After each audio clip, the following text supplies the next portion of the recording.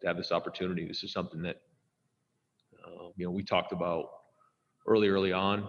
And then when the season was canceled, we talked about the opportunity to get back, or an opportunity to play in this very game. And here we are.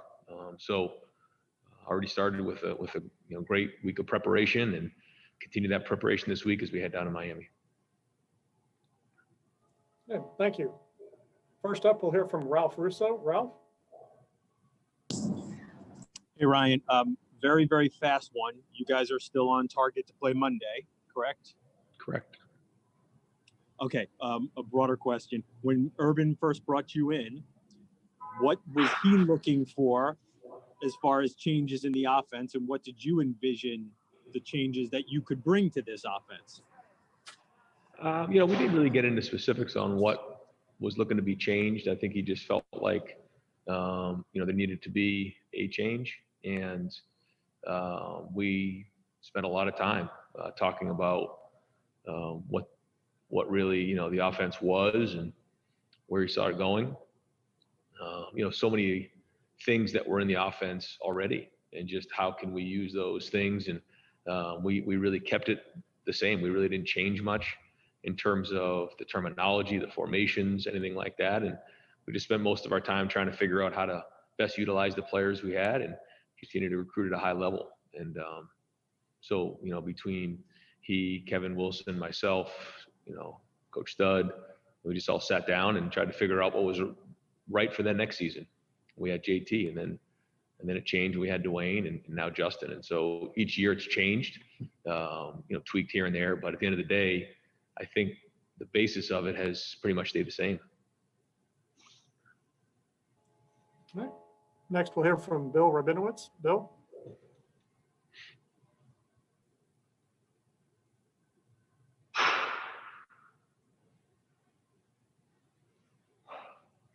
Bill, are you there? Okay. Let's try Nathan Baird. Nathan?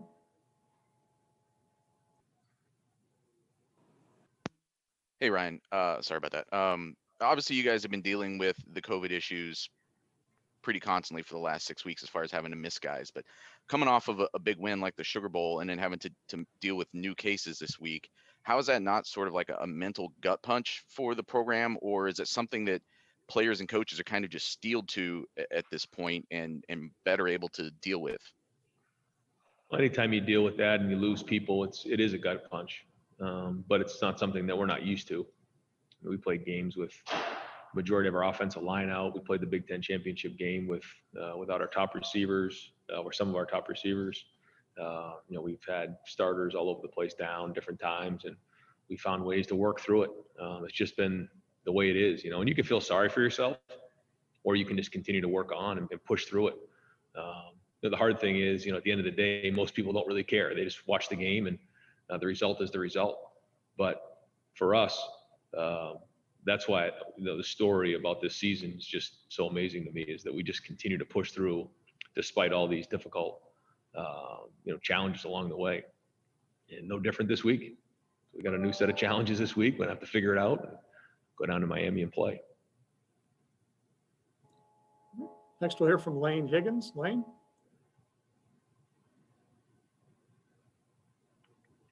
Hi, Coach Jay. Wanted to see if you had an update for us on the status of Justin Fields, and kind of as a follow-up to that, even if he is healthy enough to play, would you consider tailoring the offense, perhaps limiting designed quarterback runs at all to account for where Justin is at? Yeah, no real update. Don't really give up injury updates. And then, we'll do, what we think is best in the game, based on our opponent, based on our personnel and where we're at during the game. That's kind of what we've done for every game that we've been in. And so we'll continue to do that this week. All right. Next, we'll hear from Austin Ward. Austin? Ryan, yesterday Kerry was talking about how actually rewarding this season has been. I was asking about the uncertainty of a roster every week and working new guys in and having to really burn through different solutions. Is rewarding the word that you would use as the head coach, or what has this been like with dealing with those challenges every week? I think it's just the way that this has gone. The minute you want to feel good and take a deep breath and count your blessings and, like you said, feel the reward of what we've done. Something new comes at you and you just got to handle it. So I know this: the finish line's coming on Monday, and we got to finish this thing strong, no matter what comes our way, what has come our way. We've handled it. We got to continue to do that, and that's really what it is. And to say it's easy, no. To sit back and say that we can, pat ourselves on the back or feel good about what's gone on, no. We gotta finish this thing off on Monday, and then when the season's over, we'll go back and think about all the great things that have happened this year, because there's a lot of them. All right, next is Adam Rittenberg. Adam? Ryan, I know you've been an advocate for mental health even before the pandemic started. And you guys have also been very open about how stressful this season has been. Just curious, how much have you had to kind of check in with guys just from a mental standpoint along the way, whether it was the season being postponed, reinstated, COVID, playing this week, not playing this week, that process for such a long period of time for this group of guys given their age? Something we talk about a lot. Our position coaches, really keep a close eye on it. When we communicate with our parents, we're constantly talking about it, and it hasn't been easy. I think the hardest part was probably going through the holidays, not being around their families, and then the constant change, like you're saying, lack of routine, change of course here and there, and then the uncertainty. So it's something that has been difficult. I'll say this though, I think, and I've said this before, I think going through this time has made our guys stronger mentally. They've been able to sustain, through a lot of tough times and adversity. And so that's been one of the silver linings here. But it's something we really keep a close eye on and try to do everything we can to provide the resources that guys want. All right, next is Dennis Dodd. Dennis?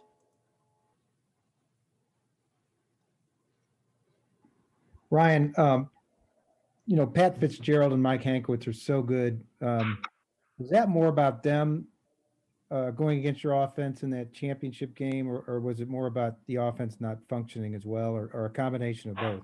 Yeah, I think it's a combination of both. They do a great job, always have. And, I think we were also really weren't clicking that day. It doesn't take much to be off. We say that all the time. So I think it was a combination of things. All right, David Hale. David? Hey, Ryan, thanks for doing this. You and Justin have, I think, a very strong relationship, and having talked to him, I know he's kind of very close with his dad, very much a small town guy, and yet he committed to Ohio State without having actually gone to campus first. I'm wondering what has sort of made your relationship work with him so much. Do you consider it sort of a unique bond for yourself as well? And how much do you think that has played into the level of effort and dedication that he's shown to the program throughout this really tumultuous year? First off, it says I'm unstable. Am I good? Am I good on this? Yeah.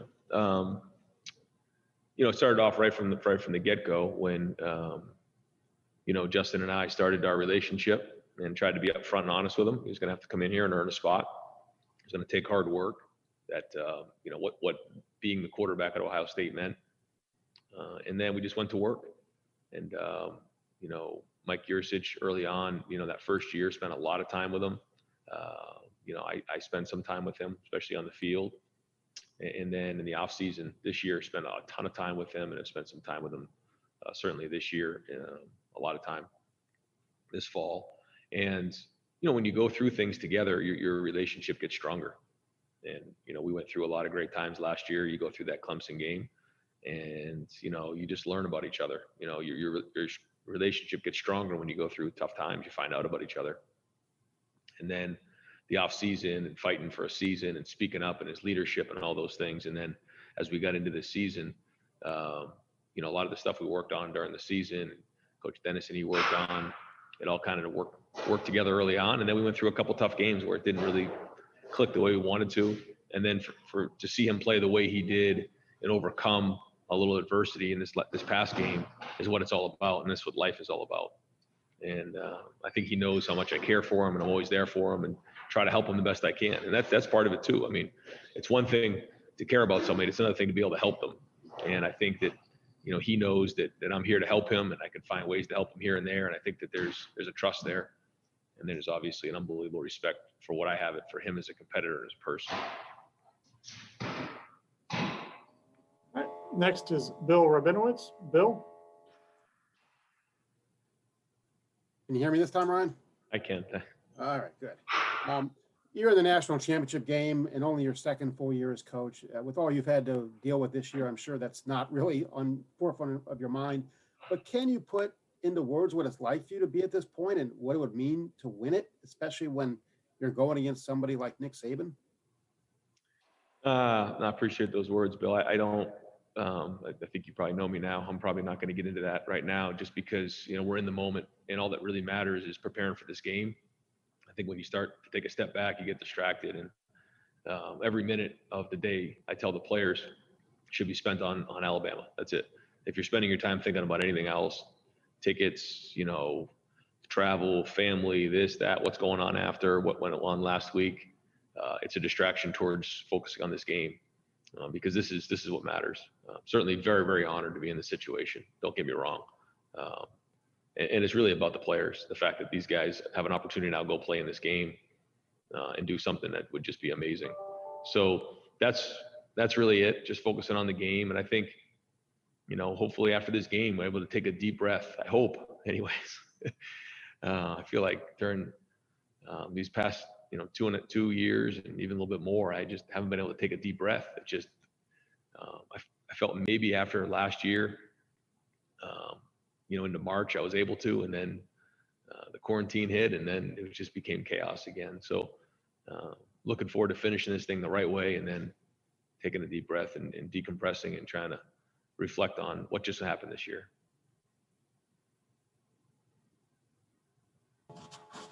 Next is Michael Casagrande. Michael?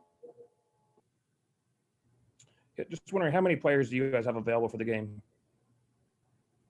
How many do we have available? I don't know the number on that. I have to check. But you're confident that you'll have the full number required to play in the game? Yeah, we'll have plenty of players. All right, next up is Sam Kahn. Sam? Hey, Ryan. Earlier this year, Nick Saban had said that he doesn't believe that good defense beats good offense anymore as it relates to the way college football has gone. I'm curious what your sentiment is on that, and what good defense is now required to win a championship in this age of college football. Yeah, no, it's a great question. I think it has changed. Fundamentally, it hasn't changed, but just the way the game's being played has. And it's all about getting stops. It isn't really about how many yards you give up. I think controlling the game does matter, but at the end of the day, it's about getting stops, forcing field goals, and getting turnovers.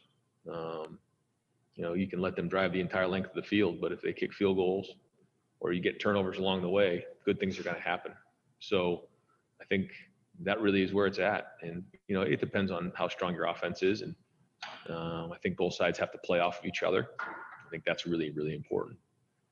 One good thing about, being so involved in the offense is that you kind of understand as the head coach that, it takes both sides in all three phases to mesh together for it to work. And you can't work in three different silos.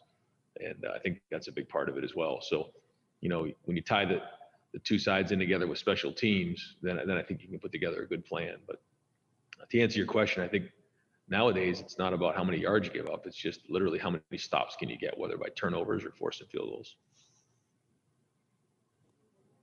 Next, we'll hear from Bill Landis. Bill?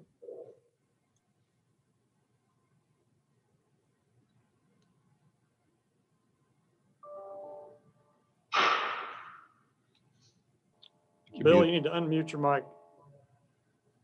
Sorry, can you hear me? Yeah. Sorry about that.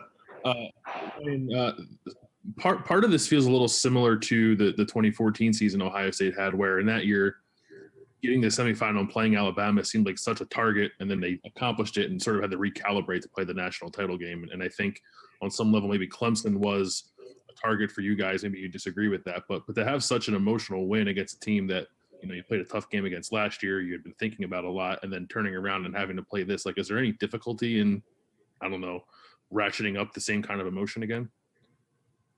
I mean, anytime you play somebody like Alabama for a national championship, it's going to be a challenge. And, you know, it was an emotional game. It was an emotional win, but nobody said they wanted to come back to just play in this game. They came back to win it. So, you know, I think our guys have the eyes on the prize, and it's a slow build, you know, towards the game. But I think we're going to come out with our hair on fire and play as hard as we possibly can and go from there, you know. And I think the thing we got to take it one play at a time. You can't go on and try to do too much against a great team like this. You have to just play one play at a time. On defense, you get one stop at a time. On offense, you get one first down at a time. You just focus on that. You look up in the fourth quarter, you see where you're at. But I know our guys are going to play really, really hard. Next is Barry Trammell. Barry? Yeah, Ryan. I'm from the Oklahoma, and I was at the game in Columbus in 2017. That was sort of Trey Sermon's coming out party. He had a true freshman, had a really good game. Do you remember, you're on the other side of the ball in terms of preparation. Do you remember much about his game against the Buckeyes in 2017? And did you know how good he was until you actually got him on campus? I remember some of them, and then I watched a little bit of that game, and you know, certainly when he had an opportunity to transfer, and had a great conversation with Coach Riley, and you know, he had nothing but great things to say about Trey, and it just seemed like the right fit here. And the thing that's, again, I just go back to is that it didn't all come at once for Trey. You know, he worked really hard early on, but didn't have the preseason and the lead up and the non-conference games. And so, and he was kind of splitting time with Master. And then but he never came into my office, never said a word, just kept working. And then when his opportunity came to be the guy, he took it and ran. And what an amazing story, you know, especially young man. You know, we'll see what happens, but no, to say I knew he'd be doing this right now, no. This has been a pleasant surprise, but couldn't happen to a better guy. He's done a great job in a short period of time. The players on his team really appreciate who he is, and happy for him. Next is Billy Witz. Billy?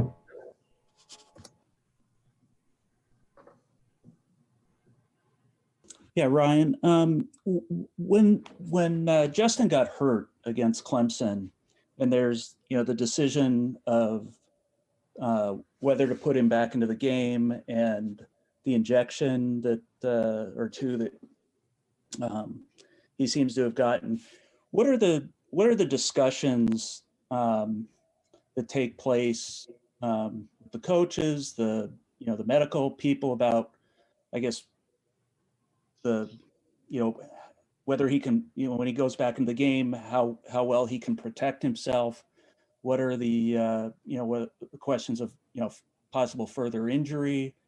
And because this is somebody who seemingly has a pretty lucrative future in front of him. And so I guess how are those things kind of balanced and played out? I mean, Justin isn't treated any differently than any other student athlete. Our medical people are the best in the country at what they do. They identify what's going on. They communicate with the player, and they diagnose what happened and then make the decision on whether he's able to go back in the game. And that's what happened here. And obviously they use the feedback of the player too. And what an unbelievable competitor Justin is. I mean, just never forget that night. He's just tough. And people forget that, what happened in the team up north game when, he took that shot in the knee. One play came out, he went back in. One play later, and threw a touchdown pass, scrambling to his left to Garrett Wilson in the back of the end zone. I mean, that was like, whoa. And then this was another one. So then see him come back after that hit and throw 4 touchdown passes, throw the ball 65 yards down the field. I mean, unbelievable.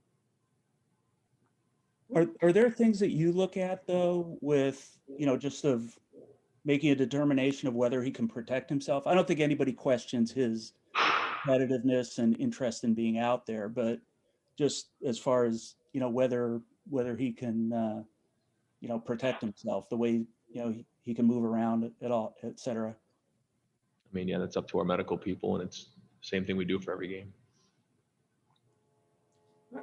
We have time for one more. Stephen Means. Stephen? Hey Ryan, just back on Trey a little bit. He is a guy who transferred in here at a time when he didn't necessarily transfer like Justin did, where he kind of had an off season to really get to know a lot of these guys and do the stuff you would do if we weren't in the middle of a pandemic. So saying that, when did you see him start to get comfortable around this? And how did that maybe translate onto the field? Yeah, probably the Michigan State game, and then into the. But he popped a few runs there. Okay, that was good. But then the Big Ten championship game was when he just really took off. I mean, it just as early as that. I mean, it was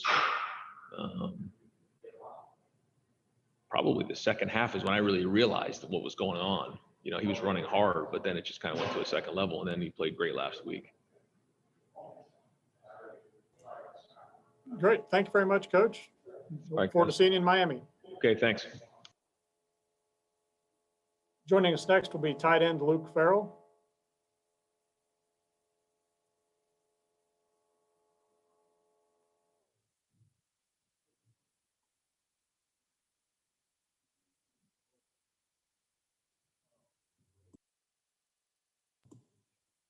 All right, Luke, you there? What's up? You all set? Yep. You want to, I think we can take your mask off while you're on here, if you'd like. All right. Great, thanks. Got a few folks lined up here to ask us questions. Hold on just a second, we'll get them going. So first question will be from John Zenor. John? Yeah, hey, thanks for taking some time for us. Could you talk about what you see out of Dylan Moses, number 32? He's kind of the play caller and everything. Has a lot of roles on their defense. Yeah, I mean, I think they're really well coached, and he's really smart with the adjustments they make on the field. And I know he plays really hard. He's not afraid to come, put his face in there and hit you. So, from both those aspects, I think he does a really good job. Next up is Brendan Gullick. Brendan? Hi, Luke. How are you? Pretty good. How you doing? Good. Hey, what have you learned about playing in championship settings or championship moments that maybe you've taken from earlier in your career that you think you can apply to your individual game here this weekend? I would say, from our past experience with the Big Ten championship and being in that game last year, it's just like you have to have that mindset that this is your last game, and I guess in this situation it will be, but you can't be afraid to die out there, and you gotta put everything and more into it in every play, and try to execute as well as you can. So I would say that mindset is really important. Next is Austin Ward. Austin? Luke, we know that from asking you guys 1,000 times that you and Jeremy don't care necessarily if you're heavily involved in the passing game every week, but certainly it was a bonus in the Sugar Bowl. Did you guys know going into it that was probably going to be the case, or is that still just a matter of getting into it and seeing what happens? No, that's really just how the game plan works out. I mean, as the game goes along, I mean, you get your opportunities in practice, and then just whether it's going to work out coverage-wise, where you're at in the game, what gets called. So, I mean, we couldn't be happier. I mean, I don't know what more we would want, dominating the blocking game, 3 touchdowns for the tight end unit. So it was great. Next is Zachary Braziler. Zach? When you look back to the Sugar Bowl and Justin's performance, what are you going to remember the most? Is there something that kind of is going to stick with you as you remember that performance? I mean, perfect example of how tough that guy is. I mean, you take a hit like that and come back, I mean, pretty much right away and make some of the throws he made. It's just like, you just stand there in awe of like the toughness and his ability to execute after taking a hit like that, and just the leadership it shows. I mean, it gets the rest of your offense and the rest of your team going when you see a guy do something like that. So yeah, just incredible toughness and super gutsy. Next is Dan Hope. Dan? Hey, Luke, being a guy who's a senior, just how special is this for you to have this opportunity to culminate your career by playing in a national championship game? I mean, it's the best. Wouldn't want to be anywhere else, to play my last game here. And that's the way I'm going to play it. I mean, we've been wanting to get this shot for as long as I've been here, and it's here. So now we just got to capitalize on it. And yeah, I couldn't be happier. Nathan Baird. Nathan?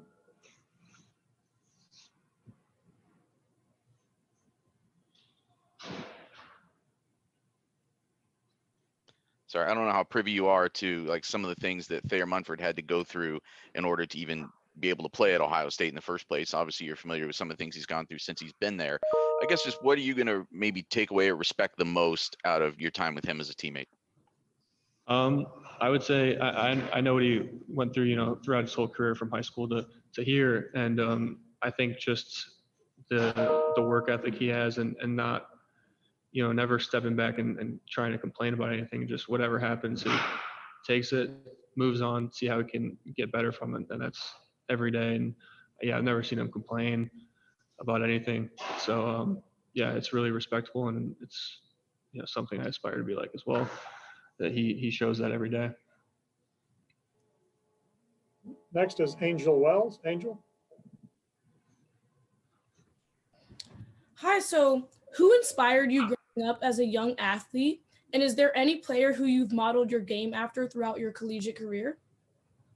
When I was really young, it was my brother, just older brother, just wanted to do whatever he did. So initially when I started playing football, it was because of him. And then as I started to play tight end, I mean, the obvious answer growing up was Gronk, and just his ability to, block like the best tight end in the NFL, and then also make some of the catches he did look like making it look easy. And then, as I've grown, I've watched, Zach Ertz, Kittle, Kelsey, all those guys, and watched their film and just tried to, take something from each of them that they do really well and put it into my game. Next is Ben Hall. Ben? Hey, Luke, you decided to stay in your home state and go to Ohio State for college. What would it mean to you to bring home a national championship following Monday? I mean, that's everything. As a kid growing up in Ohio, I actually didn't watch a ton of sports growing up, but the one sport I did watch was Ohio State football. And, it means everything to the football fans in the state of Ohio and the people from where I'm from. So, I mean, it would mean everything. So, yeah. Okay. Chris Heidel. Chris? Hi, Luke. Thanks for taking my question. Just talk about going down to Miami. What do you guys have to do down in Miami? Because this time of year with the humidity might be an issue for you guys, because up north, with the cold, and also you're so used to be practicing in the cold. What do you guys got to do to keep yourself hydrated for that humidity down there in Miami? Yeah, I think that just goes into the preparation, leading up to the game, throughout the days before, during the day. And I think we have the best in the country to help us with that, with, our training staff, Coach Mick, training staff, like nutrition and all of them. And I know we'll be ready because of what they do. And then, yeah, just continuing that throughout the game. All right, time for one more. We have Leo Johnson. Leo?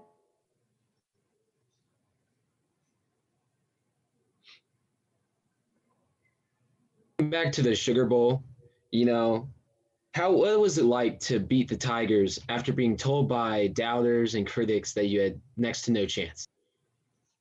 I think that just got, a weight lifted off of our shoulders and my shoulders. And, it was like a relief, but then knowing we have the job's not done. But yeah, I mean, I was a redshirt freshman in 2016 when we were at the Fiesta Bowl. So, I mean, that bad taste has been in our mouth for the past 4 years. And so, yeah, huge relief. And then just really great to finally get that win. Great. Thank you very much. Appreciate the time today, Luke. We look forward to seeing you in Miami. No problem. Thank you. Yep. Joining us next will be Trey Sermon.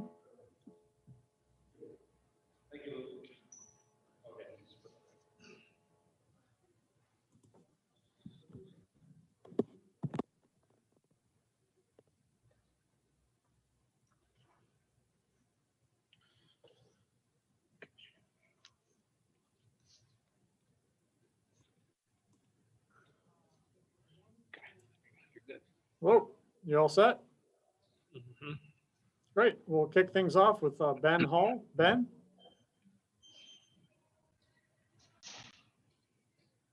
Hey Trey, throughout the year we've seen how talented Alabama's defensive front is and can be against the run. What is something that you think has stood out in film when watching them? That they're pretty aggressive and they do their best to try to control the line of scrimmage. So I mean, with them being that, we just have to be physical and be tough up front. Next is Barry Trammell. Yeah, Trey, going back to that 2017 Oklahoma-Ohio State game in Columbus, that was sort of your coming out party. You got the chance to play, especially in the second half, and really performed. What do you remember about that game and how much it did to sort of elevate your stock? I remember everything about that game. I mean, to me, it felt like my first big college game. So, I mean, I remember it vividly. And, I mean, I just remember just being able to make plays. And, I mean, it was just an exciting moment. I mean, and I was just trying to enjoy every moment of it. Next is Bill Rabinowitz. Bill?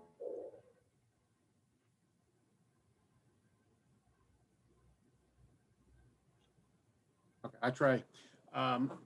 The offensive line that you're running behind, I know you had a good one in Oklahoma, but how well is this line playing, and what kind of stands out about their blocking and maybe just their mentality or chemistry? Those guys are great up front. I mean, they make my job easy. I mean, they control the line of scrimmage. They get great push, and like I said, they make my job a lot easier. And I mean, just being able to just get in sync with them, it's gotten easy over time just because of how great they've been. And again, like they do a great job of just getting off the ball and just moving bodies. Next is Nathan Baird. Nathan? Hey Trey, I know you've always considered being a receiver out of the backfield to be part of your skill set, but the Sugar Bowl was your second best career game there. It's statistically, a lot of it seemed to come on Justin looking for you in these check down situations. Was that something that was just accidental that happened in that game? Was it something that you guys wanted to incorporate more? And why do you think that was so successful? I mean, I feel like we work on it quite a bit. I mean, even during our periods in practice. I mean, if nothing's there, then I mean he'll check it down. So, I mean, it's something that we just kind of work on like every day. It just happens. And I mean, in the game, it just worked out well because I mean, I would get out there and just kind of be uncovered or just an easy check down and being able to just get vertical and just have a positive play. Next is Stephen Means. Stephen? Hey Trey, ACL is that's a very serious injury. I know it's a long comeback period physically for it. When you start feeling better then, but mentally, I guess when did you start to feel like yourself coming off that injury and working out in the spring with Richard? Really after it was my LCL, I just it kind of took some time. I mean, I would probably say like as soon as I started like my rehab and like getting off crutches and everything, I mean, I kind of started to feel a little bit better, but I mean, I didn't feel really good till about the time where I started working with Rashad down in Houston. I mean, just gaining confidence back in my knee and knowing that I'm still explosive coming in and out of my cuts. What's he like as a trainer? Just, you know. He's passionate, and I mean, he coaches you hard. Like he doesn't let you like slack off not one bit. And I mean, if you need an example, I mean, he'll do it first and like show you how it's supposed to be done. And I feel like that's the biggest thing with him. I mean, if you have a trainer that can do the drill the right way and show you how it's supposed to be done, I mean, that can just help you elevate your game and you just get that much more better. Next is Griffin Strong. Griffin?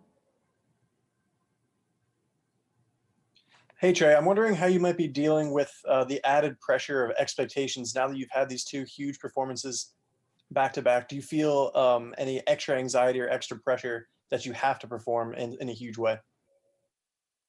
No, I actually don't. I mean, I'm confident in my ability, and I know that I prepare well for each game. So, I mean, there's no pressure. I just know I just have to go out there and just execute, do my job to the best of my ability. And I mean, I know that I'm gonna be fine. Next is Andrea Adelson. Andrea?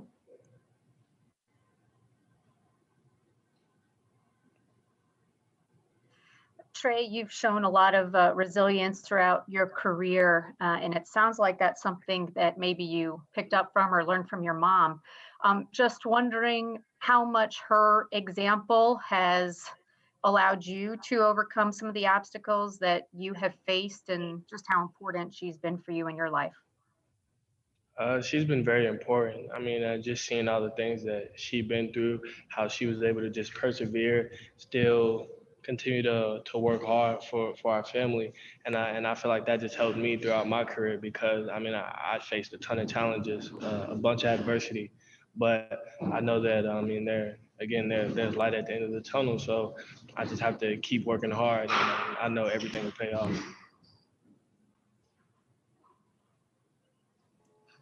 Next will be Dennis Dodd. Dennis? Hey, Trey, I'm sure you've taken a shot in the ribs before in your career. I wonder if you could quantify what that feels like and maybe what Justin is going through and went through when he got that shot, against Clemson.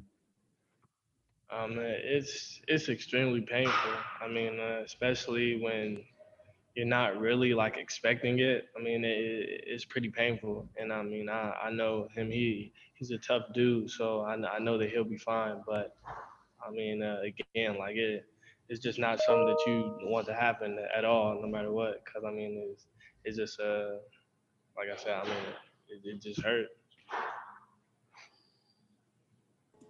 Next will be Tony Gerdeman. Tony?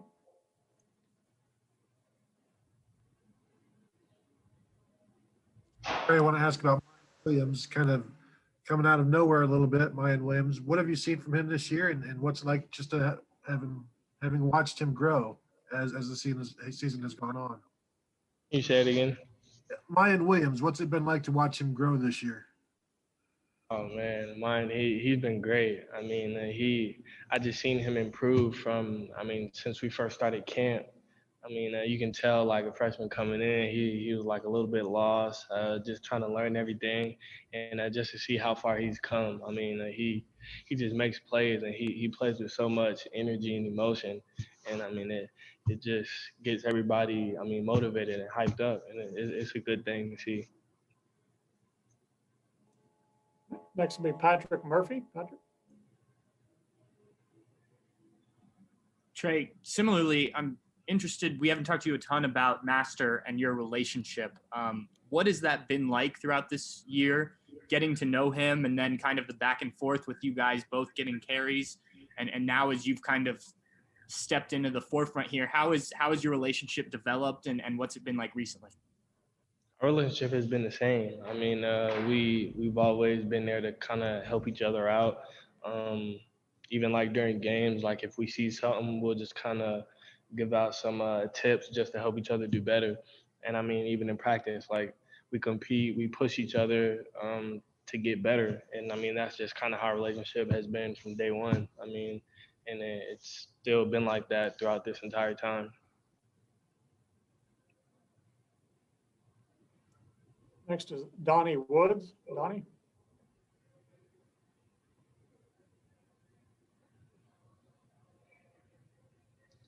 Trey, congratulations on a great season and making it to a national championship game.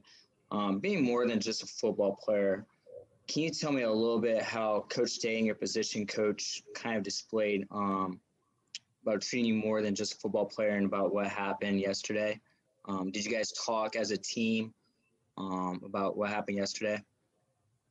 We didn't really talk too much about it yesterday, but I mean they always encourage us to use our voice and use our platform, because I mean they believe in us and they trust us and they have the same views as us. I mean, with them setting the standard, we all believe in the same values and everything. So I mean they just encouraged us to use our platform the right way and speak out on the right things. All right, Trey, thank you very much. We appreciate the time and look forward to seeing you in Miami. Thank you. Next up will be wide receiver Chris Olave.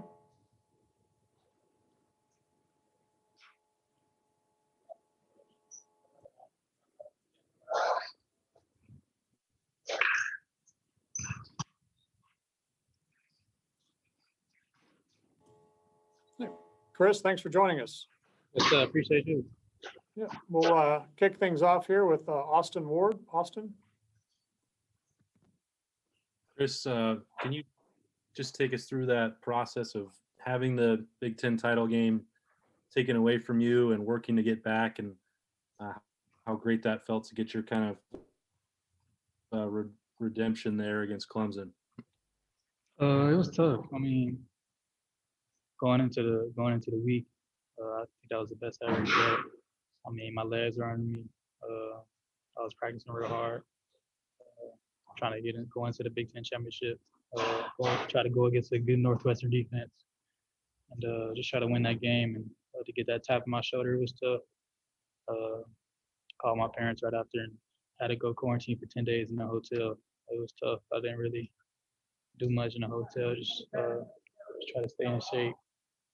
Lifting a little bit with bands. We couldn't really lift or run, so we just had to work out with bands, do a lot of push-ups, sit-ups, stay in there. When I came out, it was tough coming back to practice. I was getting real tired in practice and just sleeping a lot, and I didn't really get my legs back till towards the end of the week. And I think Wednesday was the day I started to feel good, and thankfully I had a good game on Friday. Next is Dan Hope. Dan? Hey, Chris, obviously, Devontae Smith's got a lot of the headlines going into this game as the Heisman winner. Do you enjoy having the opportunity as a competitor to kind of go head to head with him in this game? I don't really look at it like that. I just want to win a game. There's a lot of talent on the field. He's a great player, Heisman winner. It's a lot of talent on the field, like I said. I'm just looking forward to winning the game. Next was Lane Higgins. Lane? Hey, Chris. I wanted to know, given that you are a person that, firsthand dealt with coronavirus and have seen many teammates go through it all throughout the season, kind of what it was like mentally and in the moments when you weren't at practice to kind of go through the season and, know that there was going to have to be sacrifices made, but that there's still going to be tough, points that you have to go through as well. It's tough. I mean, we outside of football, we're kind of at the house, or we can't really do much. But to catch it this late in the season is tough. I mean, it's terrible timing, and I know mentally I was messed up, especially catching it towards the end of the season. But I mean, you can't really control that. Just try to control what you control and do his best for the team. And that week, I was just trying to hype my guys up. I'm just glad we came out with the win that week. Next is Nathan Baird. Nathan? Hey, Chris, sort of a question on the opposite side of that. How much of you, you can speak for yourself or I guess the whole team, how much have you sort of been perceptive of the toll that this has taken on Ryan Day or the rest of the coaching staff, and how have you guys tried to help them? Or has it been more the other way around, that they try to hide how much this might be affecting them for the sake of you guys? I mean, it's taking a toll on everybody in the building. Playing a season through the middle of a pandemic. Nobody expected this to happen, but like at the end of the day, we just had to control what we can control and just be there for each other at the end of the day. I mean, we're all going through it. We haven't seen family in so long, but we got each other here. And that's all we had to make so many sacrifices this year. And it's come down to the final game and we're in national championship. So we're all blessed and we're thankful for the opportunity to play in this game. Mitch Stacy? Mitch?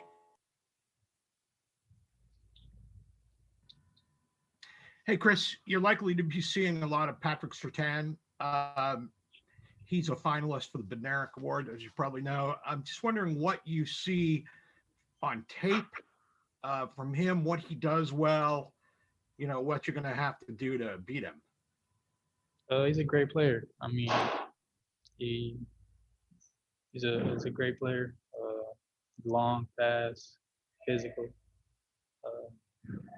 Can't really ask for much in the DB.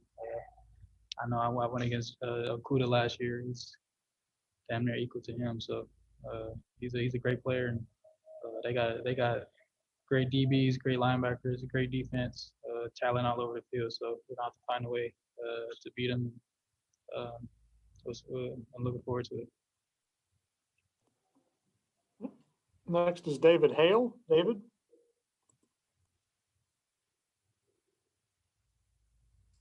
Hey, Chris, I remember talking to Justin last year about when he first got to Ohio State, and it was obviously such a new experience for him being away from home. I think he's sort of a little bit more of a reserved guy to begin with.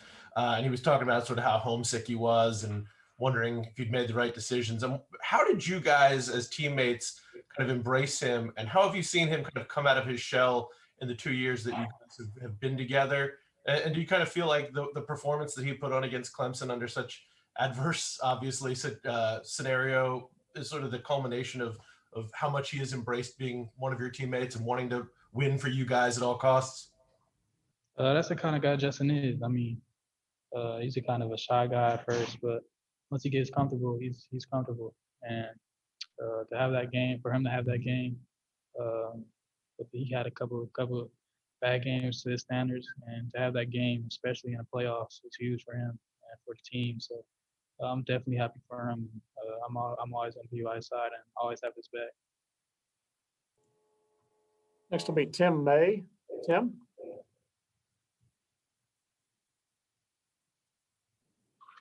Yeah. Hey, Chris, what is the secret for you guys to catch that lightning in a bottle like y'all had last Friday night? I mean, as an offense where everything started clicking, the passing game, Justin was on point. Do you have to go into a game and just let it happen, or do you know what I mean? How do you keep from pressing for that to happen again, if you follow my drift? That just doesn't happen. I mean, the chemistry we have, the trust we have in each other. We all had trust going into the game in each other. We all wanted to pull it all on the field, leave nothing. Coach Day dialed up some things. We went out there and executed, but that doesn't happen just that week. It happens all in the off season, all grinding together, all blood, sweat, and tears, just to come to that game and perform. And like I said, we dreamed of that since we were kids. And, now we were in that moment, and we got a moment. We got another game to have fun and cherish. Next will be Stephen Means. Stephen? Hey, Chris, when you guys go deep on those play action passes, can you kind of tell pre-snap when you're going to be able to beat the guy off the line of scrimmage and get a step on him? Yeah. I mean, pre-snap, I could see coverages. I can see where guys gonna be. I'm on the same page as Justin, so whatever he sees, I see. And definitely on the deep balls, on the play action balls, I definitely know when it's coming to me or when it's going to somebody else. Pre-snap, if they switch it post snap, I can see that too. So, like I said, we're all on the same page, and we know where the ball's gonna go. Is there anything common you see from defenses on some of those plays? No, it's just the coverage, personnel, just a lot of different things, but that's pretty much the top. Patrick Murphy. Patrick? Chris, so much of the buildup to the last game for when we were talking to you was about, beating Clemson and whatnot. Ryan just said that guys didn't come back to just win that game. They wanted to win the whole thing. How much is that your motivation, more so than it was just to get redemption in that game? Oh, yeah. That's what you come to Ohio State for, to go to the national championship, win a national championship. I know in recruiting, that's why I wanted to come here, play with the best. So we get to do that on Monday, and I'm thankful for the opportunity, and it's a huge blessing. Next is Ben Hall. Ben? Hey, Chris, as stated before, you'll be lining up against one of the top cornerbacks in the country in Patrick Surtain. How have your matchups against Shaun Wade in practices helped you prepare for these kind of high caliber matchups? Since my freshman year, there's been a lot of DBs here. Dan Arnett, Jeff Okuda, Kendall Sheffield, Shaun Wade, go down the line. But Surtain is a great player, one of the best players in the country, I believe. And it's going to be a tough matchup, but we got to compete. And it's going to be fun. I'm just happy to be in this opportunity, and I'm blessed. Next will be Jacob Benji. Jacob? Hey, Chris. I know you and Garrett have caught a fair share of the passes. I'm curious if you feel that Jameson Williams is underrated. He had that big touchdown catch against Clemson. So I'm curious what work you've seen from him and just your impressions of Jameson Williams. That's my guy. Me and Jameson, Garrett, we all competed in the offseason. We still compete to this day. But he's really underrated, I think. He could take the top off at any time. One of the fastest players I've seen. So he's my guy, and I'm happy he had the game that he had last week. Great. Thank you very much for your time today, Chris. Appreciate it, and we'll see you in Miami. Yes, sir. Joining us now will be quarterback Justin Fields.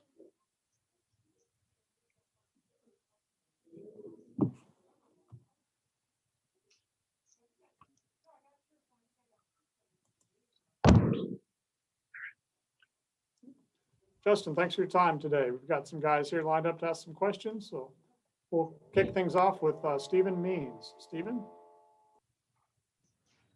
Hey, Justin, I know your role on that team in 2018 was just totally different than what it is now, but you did get an opportunity. 2019? I'm sorry. 2018 when you played Bama when you were still at Georgia. Oh, yeah.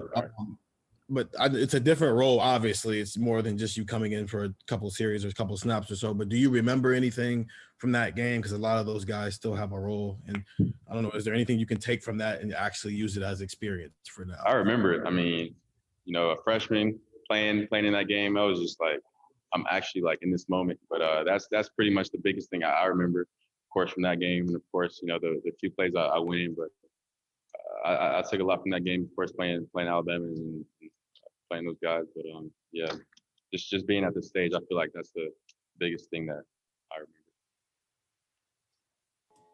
Next will be Andrea Adelson. Andrea? Justin, I'm wondering, since you and Trey are both from Georgia, how well you all knew each other, whether you had a relationship or friendship before he got there, and just how you've seen him really turn things on the last few games. Yeah, I think I've known Trey since my junior year in high school. We actually played against each other my junior year. He was a senior at the time.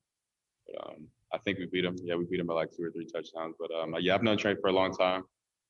We have one of the same trainers that we've been working out literally together since probably like my senior year, junior, senior year of high school. So we've known each other for a long time now, for sure.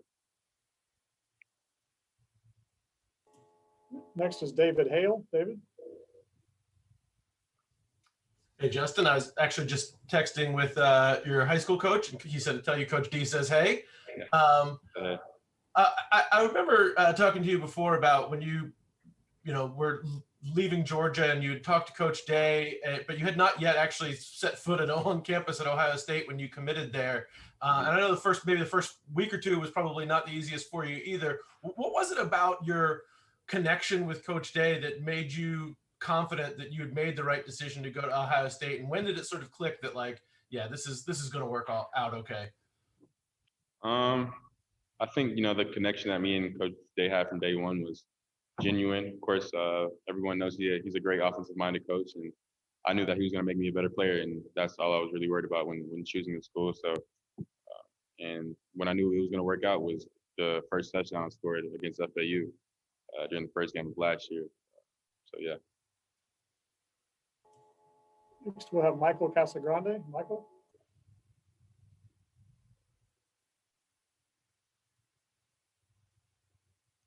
Yeah, Justin, what do you remember about that fake punt against Alabama, and do you still hear about that now it's 2 years down the road? Nah, I don't really hear about it anymore.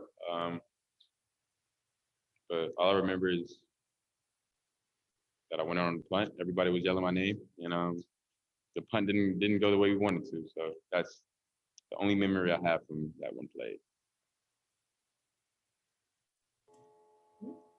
Next is Lane Higgins. Lane?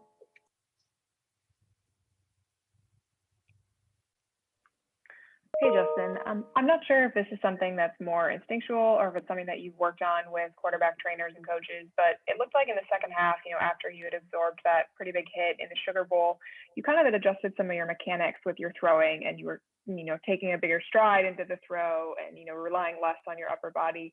Is that something that you worked on with anyone specifically, or, how were you trying to manage that? Yeah, I think it just comes naturally. Of course, when you're trying to complete a pass in a game and you might not have, all of the body parts working like you would, I guess, want them to, you would have to alter another thing, to get the ball where it needs to go. So I might have been altering my footwork or motion a little bit, but that was just, coming off of the injury. So of course I was dealing with that. Yeah, and as a follow-up, did you tell your teammates to stop slapping you on the back when you were making big plays on the sideline? Nah, I don't think they smacked me right there in the side. Not right on the side, but of course, I think those guys were cognizant of my injury, so I didn't really get a lot of slaps or a lot of punches to the side. Next is Justin Belder. Justin?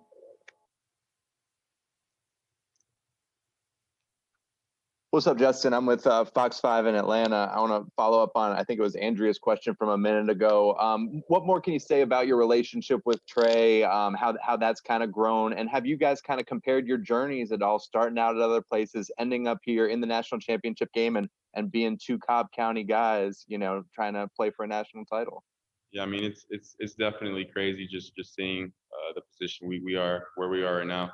But yeah, I've known Trey for a long time.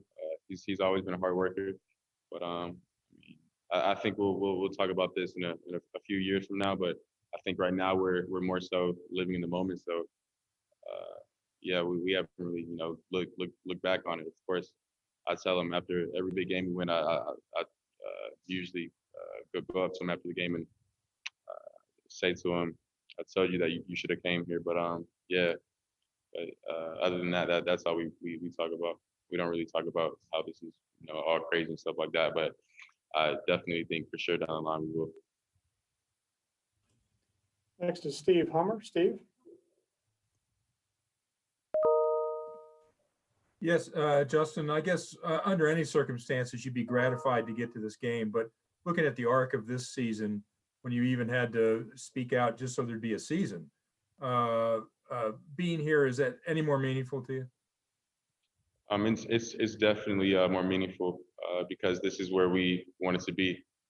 before the season even started and when our season got canceled. So I think, all of the stuff we've done in the past, all of the workouts, all of the, getting the games canceled, saying we're playing and saying we're not playing, that messes with your mental. But, just all of the stuff that this team has been through and all of the stuff that everybody's been through here is just a big sacrifice just for this moment. So we're just glad that we have the opportunity to play.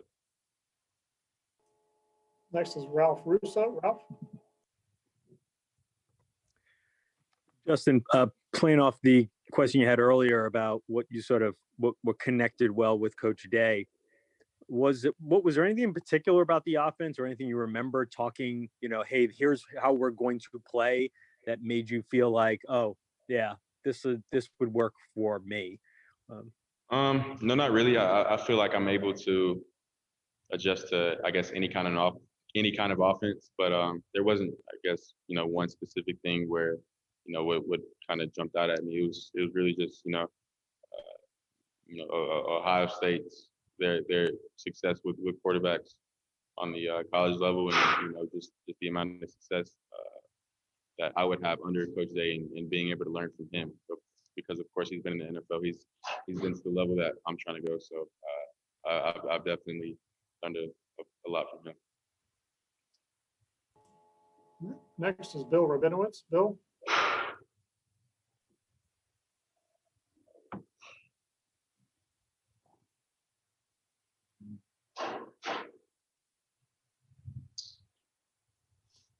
Bill, are you there? Yeah, I just lost you for a second. Can you hear me? Yes. Okay. Yeah, on your status, how you're feeling, how you think it might be affected. And if you want to clarify anything that you said after the game about how everything was handled. Yeah, I think, what I said after the game was kind of taken out of context. I just want to make one thing clear, that it's that I have, my full trust is in the trainers here at Ohio State and Dr. Borcher. So I wasn't, I guess, hesitant on taking anything that they would give me, but I was just trying to do whatever I could do to get back in the field. And I think those guys handled it, the way I would have wanted it to be handled. So I just put my full trust in those guys, and I see how they deal with guys here, and I have personal relationships with all of them. So I just don't want anything I said, in the post game interview to kind of get taken out of context and just be like, oh, they just shot him up and sent him back out there. No, it wasn't like that. I think they did a full, I guess, analysis of my injury and how it was, and they thought they did what they thought was best. So yeah, I was fully comfortable with that. But I'll be good come Monday night. And you don't think you'll be affected at all? I'll be good by Monday night. Next, we'll hear from Brendan Gullick. Brendan? Justin, I realize that the number of Buckeyes that have played for a national championship in their career is certainly an elite fraternity within your own program. Have you personally, or as a team, have any of you guys heard from former guys that have played for national championships, and have they shared anything with you that you could share with us? No, I haven't heard anything from the recent players, but I'm sure I will hear some things from them, as we get closer to the game. But from this point, I haven't heard from anybody that's played in that game before. All right. Next is Austin Ward. Austin?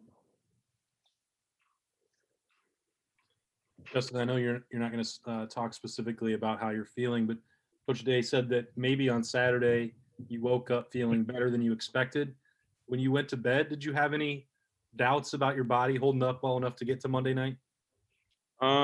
Yeah, I think the day after the game, I woke up definitely better than expected, but the days that I didn't expect to wake up kind of hurting was 2 or 3 nights after the game. But I mean, I really haven't, thought about, how this injury is going to affect how I'm going to play. I'm just thinking about getting as much treatment as possible and trying to get my body right to 100% to be able to perform at a max level on Monday night. Dennis Dodd. Dennis? Justin, what did Northwestern do that night, and how much do you give them credit for how they approached your offense, and how much do you put it on yourself that night? And another question: do you ever check the amount of signatures on that petition? Because there's quite a few now. I'm sorry, say that again. Do you ever check the number of signatures on that crowdsourced petition that you started at the beginning of the season? No, I mean, I stopped probably checking it probably when they said that we would have a season.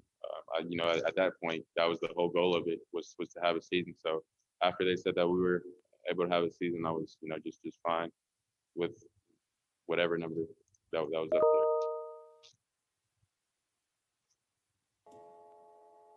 And time for one more here from Billy Witz. Billy? Justin, hi. I'm just going back to what you were saying about the injury against Clemson. Was part of the discussion at all, about how well you could protect yourself? Just because you look like you were obviously played really well, but you weren't able to move like you probably normally. So what's the question again? I'm sorry. Yeah, was part of the discussions that you had with Dr. Borchers, and I don't know if the coaches, did it ever come up with not just a pain tolerance, but could you move around well enough to protect yourself? I mean, I feel like me and Coach Day probably had some conversation about it, of what certain plays we could run and couldn't run. But other than that, if I can't protect myself, then I don't need to be out on the field. So I thought, in my head, I thought personally that I was able to go out there and protect myself if anything bad would happen. And just going back to your last game in high school when when you got hurt and then you weren't able to go on. I don't know. Does that in any way, I guess motivate you and just some of the injuries that you've had in college and just have played through, or is it just more just the types of injuries where that was something where it just really impacted how you could throw the ball? No, not really. I wouldn't say that motivated me, but to be honest, I just look at injuries like it's a part of football. It doesn't matter who you are. You can get injured on one play and never be able to play football again in your life. But again, like I said before, it's what we sign up for. We know the risk coming into this. That's why we just try to I guess stay as safe as possible when we're playing the sport, and that's why we have rules set in place. But yeah. All right, Justin, thanks a lot. Look forward to seeing you in Miami. Appreciate it. Joining us next will be guard Wyatt Davis.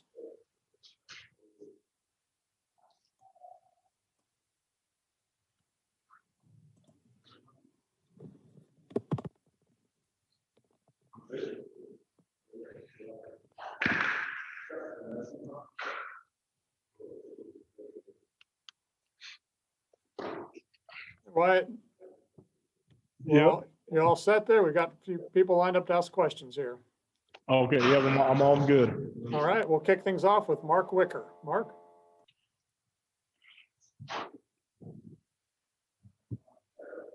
Hi, Wyatt. I know that there's been a little bit of a trend in recent years of players from California going south and Midwest, especially some of the higher recruited ones. I wanted to see how that applied to you and what your reasons were and why you think that's happening.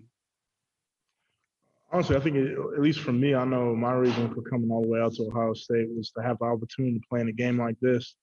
And for me personally, I just always was infatuated with, programs like Ohio State. And it was the easy decision for me. And I just feel like guys from out West, especially in California, if you're going to go through college football and put yourself through the, type of commitment that it is, why not go to a school that puts you in a position to play for it all? So I mean, at least for me, that's what I think the reasoning is for why a lot of people are choosing where I'm from to go to these bigger schools, is to have the opportunity to play in games like this. Next is Dan Hope. Dan? Hey, Wyatt. Obviously, you almost made the decision to not play this season, to opt out. You come back, and now you're here in the national championship game. Just how special is it that this all culminates in an opportunity for you to play for a title? It's huge. I mean, there were guys on my team after the Clemson game, messing with me about it, saying, "Wow, you would have chose to sit out and miss out on this." And it's honestly crazy just how everything that I wanted to happen this season is happening. Now we just have to go finish. But I mean, words can't really describe how I feel personally just to have this opportunity. I mean, I remember watching in high school the national championship and just how much of a big deal it is for me. And me telling myself at a young age back then, hopefully one day I'll be on that field playing. And here I am now, a couple years later, with that opportunity. So it's definitely special. Next is Nathan Baird. Nathan? Wyatt, I'm sure that you're somewhat privy to a lot of the things that Thayer Munford had to go through just to be able to attend Ohio State, let alone have the career that he's then had. And you're familiar with some of the things he's gone through while he's been there. Just what do you maybe respect the most of, what do you remember the most about him as a teammate and what he's gone through during his time here? Just how much of a brother he is to me. I mean, we came into this program and we were roommates actually in the dorm as well. And like what you said, I mean, what he had to go through. He played a whole season with a messed up back and, didn't complain once. I mean, that was a guy that was at practice every day that season, practicing with his back issue. And the way he bounced back from that, a lot of guys in his situation could have quit. But what I would say is the thing I'm most impressed with him and respect the most is his determination and grit. I mean, like you said, to him coming here, just all the obstacles he had to go through in life, and he never once quit, I think says a lot about his character and the type of person he is. I mean, that's one guy, if he has a goal set, he's going to get it done. So that's probably something that I will definitely remember the most from him. Okay, next is Austin Ward. Austin? Wyatt, 2 years ago when Coach Day took over, there was a lot of people that wondered if Coach Stud would be retained on the staff and stay moving forward. Fast forward, and you guys have one of the best offensive lines in the country. What is it about Stud, the way he's handled the last couple of years, the way he coaches you guys, that has produced this level of success? I would just say his expectation, and it all starts from practice.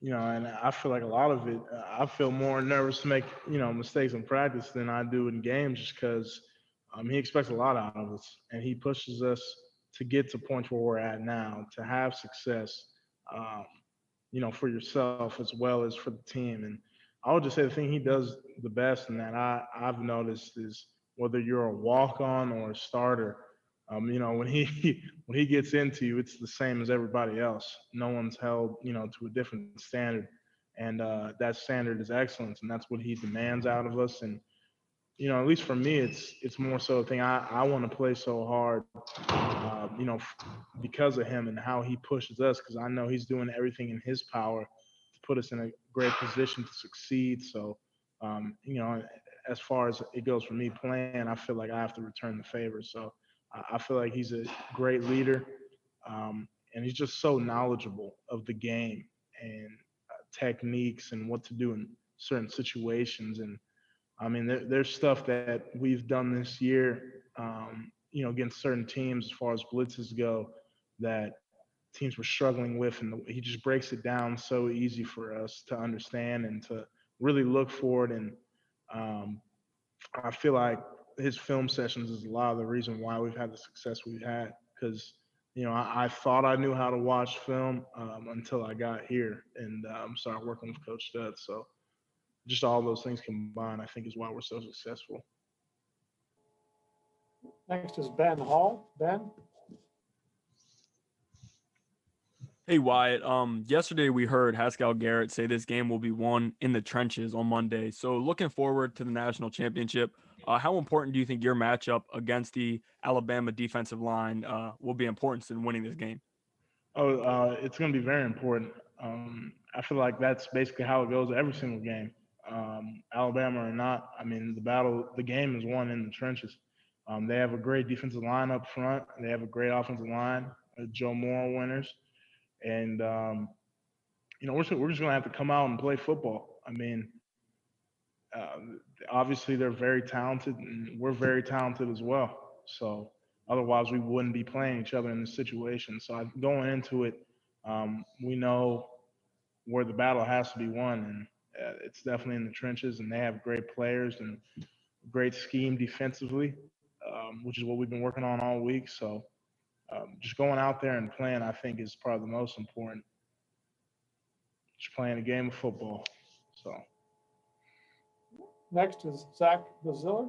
Zach? What has stood out? What stood out the most about Justin's game in the Sugar Bowl? And what do you think, for people who might have been doubting him or questioning him after the Northwestern game, what do you think he showed? I think exactly that. Not to count him out. I mean, the shots that he took during that Clemson game, and the fact that he came back after that and had the type of game he had says a lot about the type of leader he is, which is what I've been preaching all season. And, the amount of respect he has for his brothers to just not, quit. And I think it stands high, and that's why he's so respected on this team, and he's held at a high standard. I mean, I don't think there were any doubts, again, that he would, if he could, he would go back in and play. But I would just say, as far as playing goes, I mean, in pass protections, obviously it's great that we have Josh Myers, who's extremely smart and breaks it down, but we also have Justin back there too, that is a student of the game.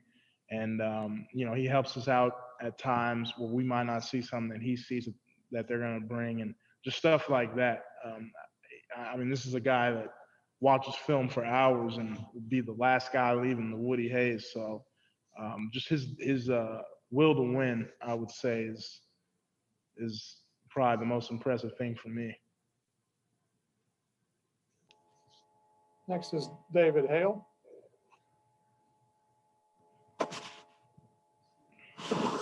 Hey, Wyatt, you talked a little bit about the toughness that Justin showed there. I remember talking to him, though, about sort of when he first got to Ohio State. Of course, he committed without having been on campus and met all you guys in advance, about him being a little bit homesick, not really knowing where he fit in with things. And it took him a little while to kind of get his footing there. What do you remember about how you guys sort of embraced him when he got there, his footing there? What do you remember about how you guys sort of embraced him when he got there? And when did you start to see him really kind of come out of his shell and become that leader that you're talking about? Yeah, so, I could definitely tell when he first got here, he was definitely trying to, figure out his role, and didn't really know anybody on the team, really. I mean, I had reached out to him, the whole line reached out to him prior to him, being here and working out with us. But I would say I would probably say after that FAU game, really, is when I felt like he was truly comfortable with everything and felt comfortable enough as a leader on the team to speak out. And I would say that this year he's taken it to another level, hence why he's the captain this year. And but again, I would say probably after the first game, especially when he had that long run, I remember everyone on the team was like, sheesh, this guy can move. So I just feel like as the season went on, the more and more comfortable he got. Next is Spencer Holbrook. Spencer?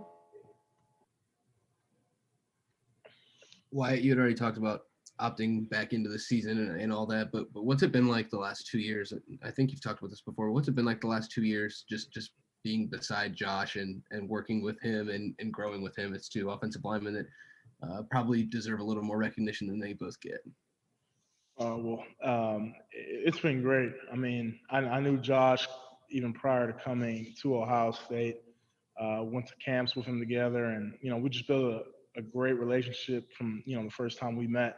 And going into college, pretty much going through similar stuff. When we both got here, we both redshirted, and then just truly working to earn our spot as a starter. And we just went through such similar grind, and to now be able to do the type of stuff that we've done. I mean, he's a Remington finalist, and I honestly couldn't be more proud of just how he's grown, not only as a player, but to me as a brother and a friend. And it's been really cool just to see the evolution of Josh Myers take off. So it's been great, and I'm really excited for the future he's going to have as far as football goes. And he pushes me to go harder every day. And that's a guy that I know going into each game, I got to compete with him with knockdowns, because if he has more than me, he'll definitely let me hear it. So, but no, it's been great seeing him grow. Great. Thanks for the time, Wyatt. Appreciate this, and we'll see you in Miami. Thank you. Joining us next will be center Josh Myers.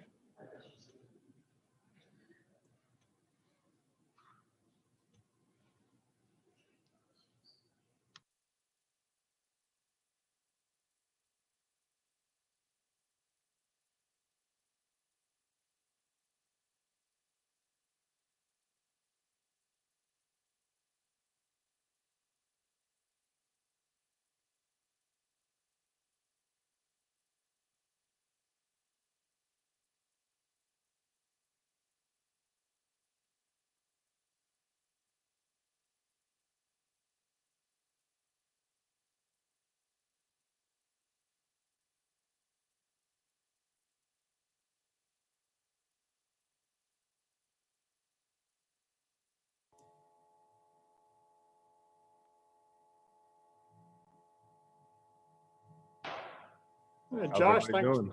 Great. Thanks for joining us. Got Yeah, a few thanks for folks. Yep, got some people lined up here, ask a few questions. So we'll kick things off with Bill Rabinowitz. Bill? Josh, how are you? I'm good. How are you doing? Good, good. You kind of talked about this a little bit after the game, the Clemson game, but an offensive line needs cohesion, needs time together, and you guys haven't had that the last several games. How have you been able to overcome that?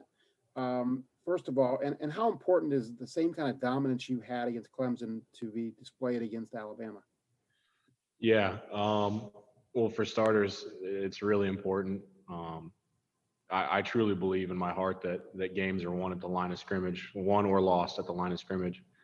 And so it's always important. And it's always a focal point of what we do. So huge for sure. And then, yeah, just in terms of cohesion within an offensive line group, it is really important. And we're just kind of, you're right, we haven't been able to do it a whole lot this year. Just so many things getting shifted around, so many people in and out. I think we just got used to not having it, we're not used to the same five guys always being there, just doing what we have to get it done. I don't know. It's a good question.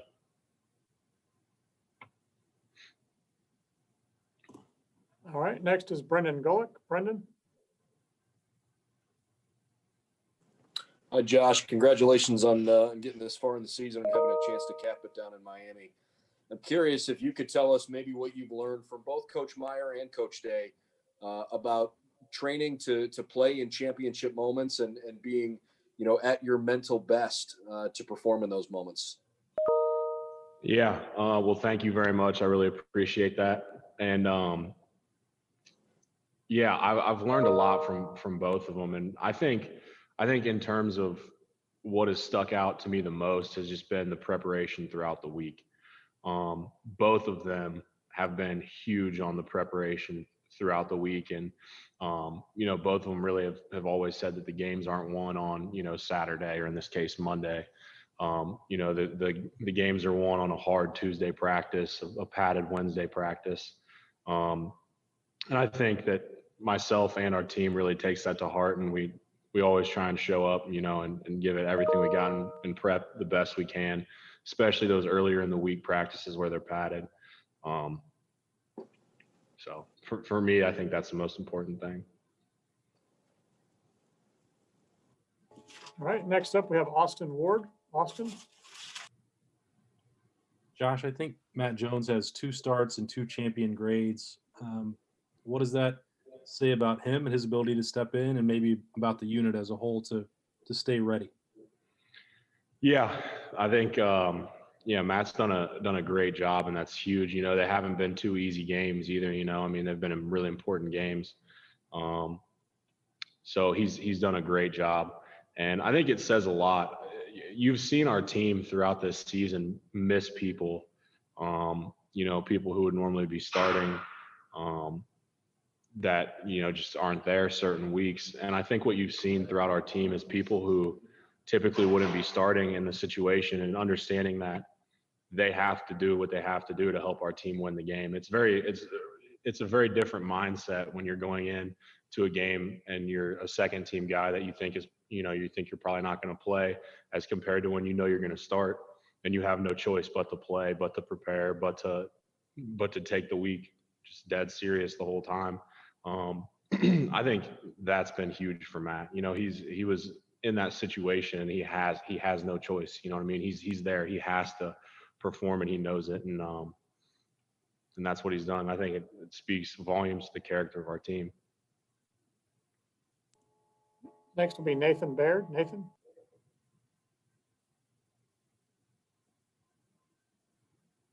Actually, I have a natural follow-up to that question. I think Paris Johnson then has to come in and play some guard, which is not necessarily his forte. And I think ends up playing both guard spots in that game. I guess, how have you seen him develop over the course of the season to someone who can help you guys in a moment like that? And then also, what does that sort of versatility tell you about what he might be down the road, even when he is focusing on tackle? Yeah. Paris is a extremely talented football player and offensive lineman. He has the right skill set. He has what God has given him, and God has given him a lot. And he also has the mindset. I don't know if I should say this or not, because it's pretty early on in Paris's career, but in my personal opinion, if Paris isn't an Outland Trophy winner by the time he leaves here, then he screwed something up, because he should be by the time he leaves, in my opinion. He's that talented. So yeah, he's a ball player, man. He's good. I think he could step in pretty much anywhere on the offensive line and be just fine. Next will be Andrea Adelson. Andrea?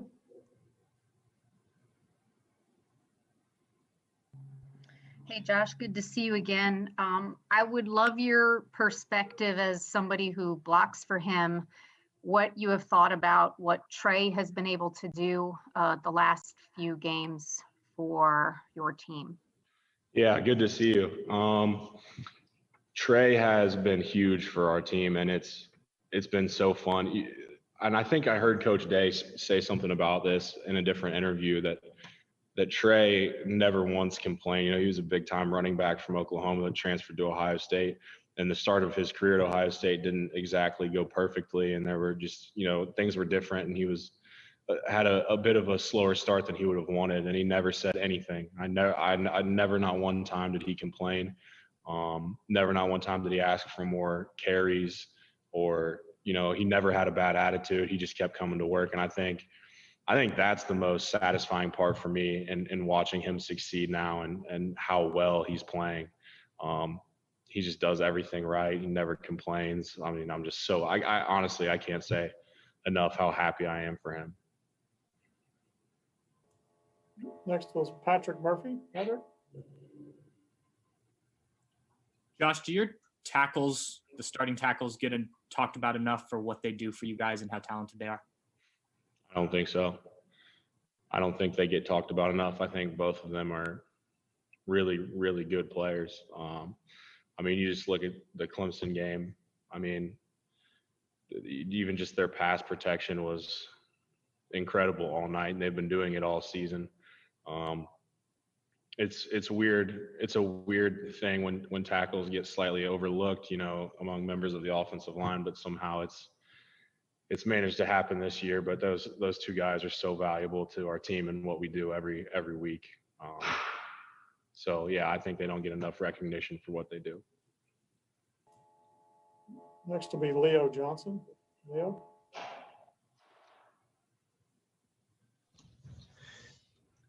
What have you seen in Alabama's, front seven that might pose as a threat for y'all going into this game? Yeah, they're really talented. I mean, they're really talented across the board. They have good, big, strong, athletic guys across the board, and they know their scheme really well. And you can just see it coming through film. They're extremely disciplined, and extremely good with their technique. You can tell. I mean, their technique is outstanding all the time. They're just the type of group that never makes a mistake in terms of what gap they're supposed to be in. If they run a blitz, no one messes up, which you see fairly often in college football, where a blitz gets communicated incorrectly and some guy loops the wrong way or someone hits the wrong gap. That I've been watching a bunch of film on them, and I don't think I've seen it one time. So that's the thing that jumps out the most to me. Next is Dan Hope. Dan? Hey, Josh, you were, among the players honored on Senior Day. I'm just wondering, have you made a final decision yet on whether this will be your last game as a Buckeye? You guys will know that answer on the 12th. Next is Angel Wells. Angel? Hi, so what do you love about playing at Ohio State in the winning and competitive culture that is cemented at the university? And what have you taken away from playing with so many gifted football players during your time there? Yeah, that's a great question. There's so many things that make Ohio State a great place. I think what separates Ohio State is there's great people at Ohio State. I think there's great people at a lot of places, but there's great people at Ohio State who care about you and also push you in the direction that you need to go to get you to where you need to be in your career. And I think that's a special thing. And I think that the way that the entire university and the coaching staff and everyone inside the facility goes about it is what separates us, in my personal opinion. And then on top of that, just like you said, the culture and the history behind Ohio State football, man, it's just so special. All of the things that we get to do, the skull session on a regular season, and then playing in the horseshoe, and there's just I could talk about it forever, to be honest with you. All right, next we have Tony Gerdeman. Tony? Josh, I wanted to ask about Mayan Williams. Has come on late this year. What's it been like watching him grow? What's it like to block for a guy like that? Yeah, it's fun, man. You guys, I've gotten asked that a couple questions about different running backs that we've had, and they're all fun to block for. Just super, Mayan is going to have a great career here. He runs the ball extremely hard, and as an offensive lineman, I just love that. The lower your shoulder mentality is. I'm a fan. I like to think that's how I'd be if I was a running back. So it's been fun to watch him grow this year and contribute. And man, he's contributed in some pretty key moments as well. So it's been fun. Time for one more from Jeremy Birmingham. Jeremy? Hey, Josh, I don't want to add to the hyperbole, but a coach of yours told me before the season that Paris Johnson was the most talented freshman offensive lineman they'd ever seen. And now what you're saying about the Outland, what does it say about you guys as a group that A, he's not even playing, but B, what has your role been, yours, Wyatt, Thayer, Nick, the role just as far as guiding him in this weirdest season? Yeah. Paris would be a starting offensive tackle at 99% of the universities in the country this season. I think part of our role, and the reason why I said I'm not sure I should say this or not, is because he is a young guy and he has things he needs to improve on, and I don't want, him to hear that and, start, you know what I mean. But I know Paris well enough now to understand that he won't take it that way. Yeah, I mean, I think, me, Thayer, and Wyatt have just tried to keep his head in it, which he's done a great job of doing. It was a great year for him to just continue to get better. And he has just all year. He's gone hard and he's been committed to getting better. So he's been a he's been a pleasure to play with, and one day he's going to be a whole lot better than probably anyone else, on our starting line right now. Great. Thanks for your time today. We look forward to seeing you in Miami. Thank you guys so much. We'll wrap up today with offensive coordinator Kevin Wilson.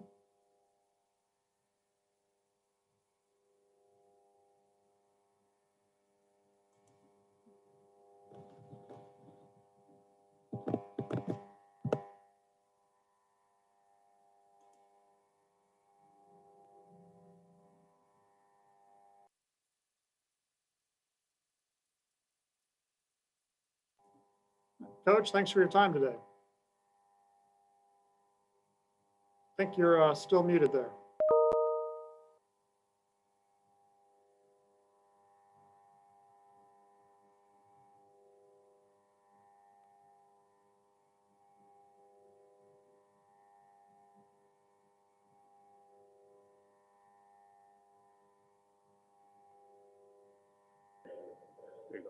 We good? There we go. Yeah, we got you now. Computers are only as smart as the people operating them. So we'll kick things off today, Coach. We have Austin Ward. Fire away. Evan, you've been around a number of high-level quarterbacks, and just looking at Justin purely from the way he throws, if we can assume that he might not run as much on Monday night, how does he stack up with some of the best just pure passers you've been around? And I've been around some guys, and I've coached the position, although never having played quarterback. I don't know if I'm an expert on the throw part of it. I'd always dealt with quarterbacks as a guy that was a golf-related guy. It was more about, what you see in your feet and how to process more than the throw. So from a mechanical standpoint, I really don't get on that. I know Ryan's kind of worked a lot with him through the offseason to continue to enhance his movement within the pocket and how to keep his eyes downfield and stay with his reads and have subtle movements and staying alive, because he's a really good athlete that can take off, but how to move within the pocket and try to extend the play of the arm. He can make a lot of throws, make a lot of great throws. He throws a deep ball. He not only has a big arm to throw the deep ball, but he's really, really accurate with the deep ball. And I think Ryan's tried to do a tremendous job, he and Coach Dennis, of just trying to clean him up on the intermediate, make the high percentage throws more high percentage for him. So had a great week of practice last week and off to a good start here this week. So we'll see how it goes. Got a great challenge with the tremendous defense, tremendous secondary, tremendous coverage with Coach Saban, Coach Golden's background. We'll have our hands full for him throwing the ball. That's going to be for sure. He also throws the ball when protection's good, and that'll be a challenge with Alabama as well. So, but he can make all the throws, and at the same time, as talented he is, I think he's scratching the surface. He has a bright future in this game. Next will be Ralph Russo. Ralph. Hey, Kevin. When you came in with Ryan, what he and you envision for this offense? Obviously, you were brought in by Urban to make some changes.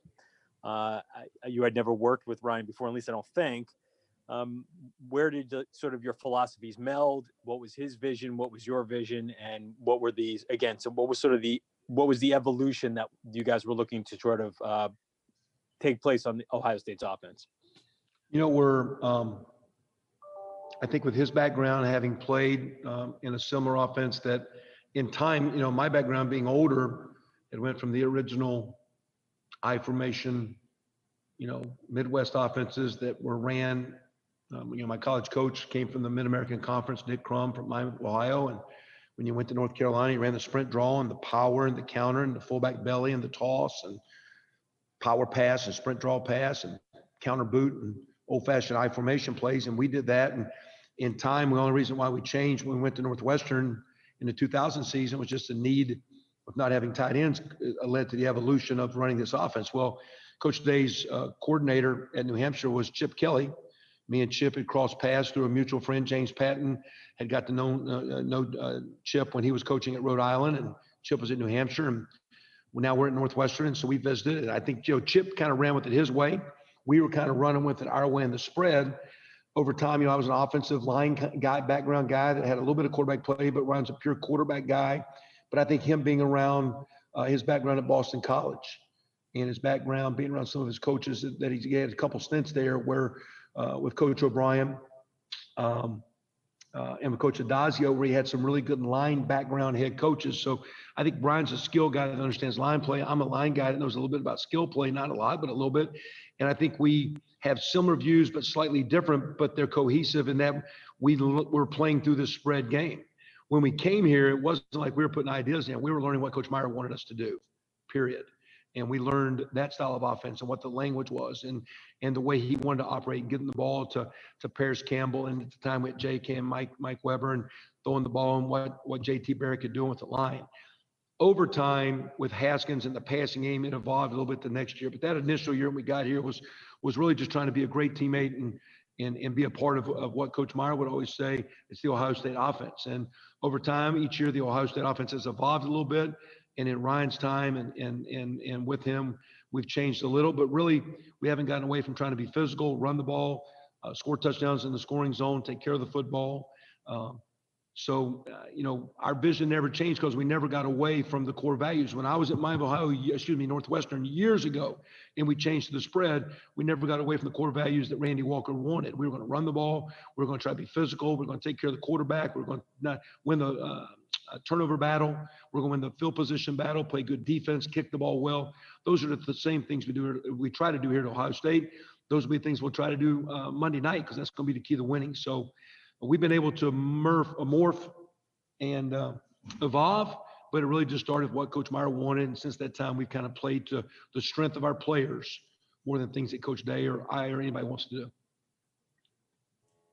Next will be Mitch Stacy. Mitch.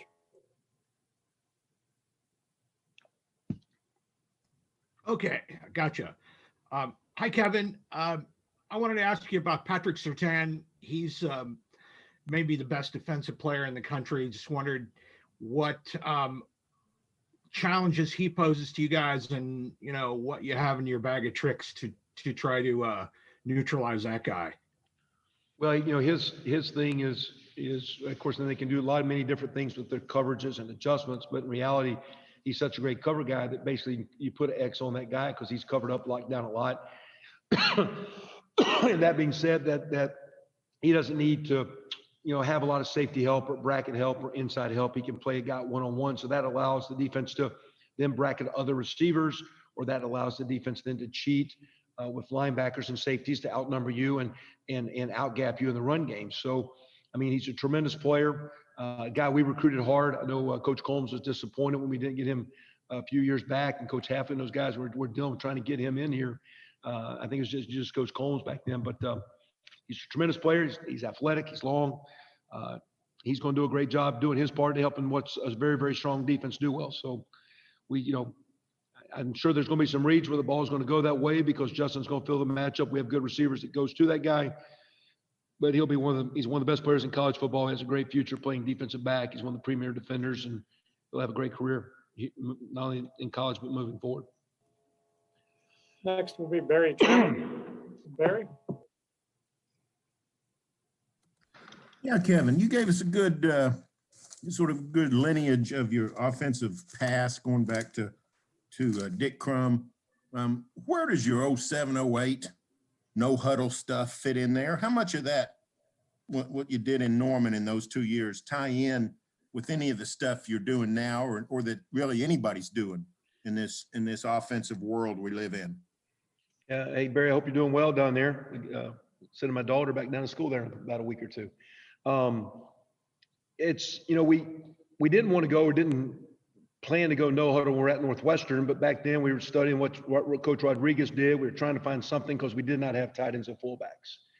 And we did it in the spread set because that's what everyone did. And when I was fortunate enough to get hired by Coach Stoops to come to Oklahoma, we fiddled around with my first year or so, a little bit in some practices with Coach Long, but it really didn't fit the terminology we had at that time. It really didn't fit our guys. We were playing really, really good back then. That's the 2000, and in fact, that was the team actually played Coach Saban's team in 2002, and then the 2003 team that played in the Sugar Bowl. We didn't really come to it until the 2008 year when Sam was coming back. Bob came in the offseason and said, I think we need to look at no huddle. And I said, well, Coach, if you want to, we need to change a couple things the way we practice, because you got to practice a certain way. And I don't know if that fits the way you want to do things defensively. And I remember he had Coach Snyder came down that year from K-State. He was out of coaching at that time in their clinic. I remember I met with Coach Snyder and I said, Coach, I'm struggling because Coach Stoops wants to go no huddle. And I think that might mess us up because we're really pretty good on defense. What do you think? And he says, well, because you got a good offense, I think you're going to get more at bats. So, Barry, what we were able to do because of Jermaine Gresham, Brody Eldridge, a phenomenal player, Matt Clapp, we were able then to start doing no huddle with personnel groupings where we weren't spread out all the time, or it wasn't quarterback run game all the time. We were able to add the Mike Leach style passing that we continue to do that Mike had brought in there in 99.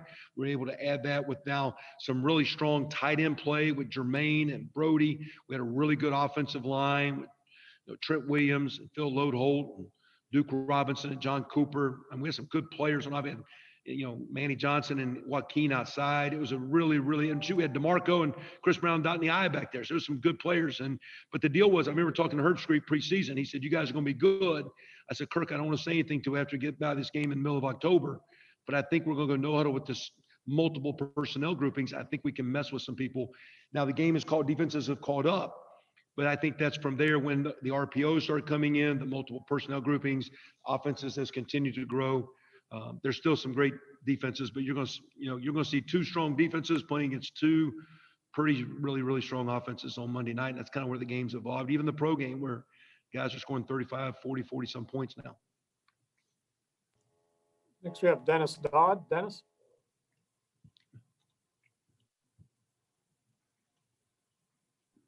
Hey, Kevin. I wonder, a lot's been said about Justin's guts and, taking the shot to the ribs during that game against Clemson. I wonder if you could portray from your perspective how that went with him playing with it. And then what was the difference between what Northwestern did to you guys and, why Justin and the offense prospered so much against Clemson? Different defenses. Northwestern's, they played well in their bowl game against Auburn. I think they won 35-18 or 19. That really good season. They're, a little bit different, not as multiple with pressures or looks as Clemson, but they were, Coach Hankwich is in his own way different, but a great coordinator and had a great run up there. And so, they were able to keep the ball in front of them. We had a couple of receivers out that maybe threw our timing out a little bit of whack. I think as much as anything, I think after a couple losses, it just looked like last week, Coach Day was able to, the last 2 weeks prior to that Clemson game, was able just to get Justin to settle down and get his eyes back where they need to be and not force plays and take what's there and trust what's there. And we're able to have some success in the running game. As the running game got going well, it was able to complement the pass game, and that was that game. This is a different game. It's going to be hard to run on these guys. They're strong and stout and keep our balance, but we got to find a way to keep the chains on schedule and try to find a way to get some first downs and try to find a way to get Justin going. In the game, when he took the hit, it was a big hit. And all we thought after that was, if he could go, we need to be very smart because, you're going to do a bunch of QB runs after that. And he was able to, I guess, come back and play. I don't know the conversations that he and Coach Day had, other than we just try to be really smart with the decisions we put. We still able to throw the ball. I think he showed a year ago, he took a pretty good hit and took a low injury in a rival game up north and came out and made one of the best plays of his life the next play after coming off that deal. So he's been able to fight through some adversity, and he's a very good player, and he's a tough player.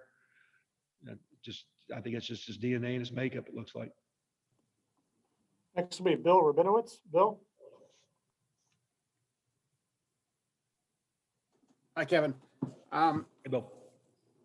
Offensive lines need cohesion, and you guys have not had that luxury with the COVID situation that you've had. How have you been able, you and Stud, to be able to counteract that? And how important is the same kind of performance that you had against Clemson going to be against Alabama?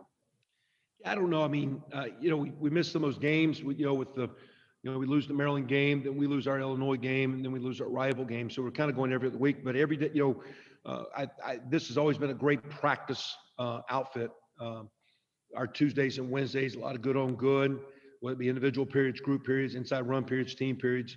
And that being said, sometimes our second team players, we do a lot of twos on ones. Sometimes our second team players are playing as some of the best players in the country in practice. So, we had a game where we had a couple linemen out, but to me, I wasn't really over concerned about that game. I knew we had some talented players coming in. I knew they'd been practicing well. So I actually think, I don't think you run the ball the way we've been running in a team that's not an option-oriented team and don't have pretty good line playing cohesion. And I think it's also complemented by a couple really good tight ends that no one wants to talk about unless they catch a ball. Them guys block their butts off every week. So it's a solid front. Is it a great, phenomenal line? I don't know about that. But man, they're really good. They're great kids. They give us great practice habits. They're talented. We work really hard to try to put them in good schemes. It's hard because every team's out gapping you. Tough thing in college ball. 1 week it's this scheme, then it's that scheme. Then it's, every week it's different schemes. But Coach Stud does a great job. Those linemen are really playing solid.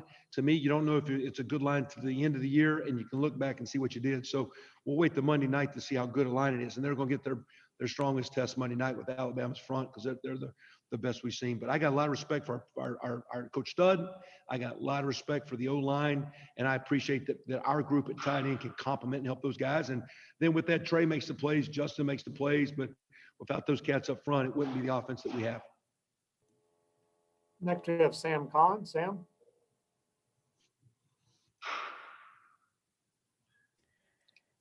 Hey, Kevin. 7 of the last 8 games Alabama's played, statistically, their defense has been pretty good. I'm curious what you've seen that they've done well and that stands out. And on the flip side, with the success that Florida and Ole Miss had moving the ball, what can you take away from that as you strategize? Yeah, the Ole Miss game's early, and I think it looks like, as they've been able to play, one of the best ways to get better is by playing. I think that's why we played pretty well the other night. We finally got to game 6, game 7, game 8. Typically, that's when we were, we'd have like one of our Big Ten road or home games that second, third, fourth week of October, a big game. That was kind of where last week was in our calendar of games, the way the schedule fell this year. So I think Alabama's gotten better because they've been able to playing a great league against great players every week. I know Florida got hot and I think got into a little bit of a shootout. Credit to Florida to making some plays and keeping some drives extended. But to me, I haven't played Alabama in quite a while. You watch them. I've always watched Coach Saban's teams. Shoot, I think the first year we competed against him was like 90, 91 at Miami, Ohio, when he was at Toledo or something, like 1990, I think it was. And he was the head coach up there. So crossed his path at Michigan State as well. Crossed him at LSU, and now here we are, seeing his Alabama team. They're a great defense with talent, length. They're going to make it unbelievably challenging. I just think as they play, they've gotten better and better. And you can skew the numbers, and statistically, we can always make offenses and defenses look better than they are or worse than they are. The key things is the great teams do what it takes to win every week, and that's what their defense does. That's what Coach Saban has done as well as anyone that's ever coached the game of football. We have time for one more. Nathan Baird. Nathan? Hey, Kevin, I was talking to some people around Thayer Munford the other night, and they were mentioning this meeting I think you and Stud had with him late in the recruiting process. You were having him kind of go through some offensive stuff. What do you remember about that meeting? And just what perspective do you have now on the accomplishment of him getting to Ohio State, getting through this season or getting through his career, but then also the season he's had? He, I'd gotten hired a couple weeks, and I don't know the issue with why we were taking a line, whether, I don't know if we lost someone or someone had left or but all of a sudden we want to take one more lineman. We're going back and forth. And Thayer as I think a junior, I think is why I remember seeing Thayer myself as a sophomore when I went and watched the practice when his head coach, when he was at Massillon, when they were over at LaSalle at the time down in Cincinnati. Matter of fact, our punter, Drew Christian, was there, and he said, "Coach, I got a good punter." And Drew punter went across the field over the press box. I never forget that. It's like, geez, I've never seen a guy kick it over the press box. But Thayer, I remember Thayer's a young player, and Coach Meyer wanted me to go up to this meeting with Stud because I have a line background to give me my opinion. So we get down, we ask him, like, "Hey, let me see you, let's watch a little tape with you. Let's talk some ball, tell what you know, draw a play." His coach had him get in a stance and all. I looked at Stud, go, "What's wrong with this guy?" And at the same time, because I just gotten here, I'm afraid, well, if I put my stamp on this guy, a thumbs up, and he's a flop, it's like, I don't know what I'm talking about. But the whole time I'm like, what's wrong with this guy? This guy's going to be an elite player. I know he's a 3-star recruit, but I thought he had a great, I thought he was going to be awesome. So credit to him now. He's the guy that stayed healthy. He's the guy that's worked hard to stay in shape. He's the guy that's gotten stronger. So Thayer himself has made himself into a great player. But I remember that first meeting, there's some hemming and hawing by a lot of people. And should we? And I'm glad we had the meeting. It was very quick for me to think he had a chance. Doesn't mean he's going to make it. He's made it because Thayer and his family and everyone has backed him. We've had great support here, but I do remember that meeting specifically in the Massillon. There's a little basketball game they're having up at Massillon. I remember things specifically. Coach Meyer, me, and Coach Stud sitting there one day with him. Great. Thank you very much, Coach. We appreciate your time, and we'll see you in Miami. Happy New Year. Thanks, guys. Thanks, ladies. That concludes today's Ohio State press conference. Again, transcripts will be available on collegepressbox.com shortly.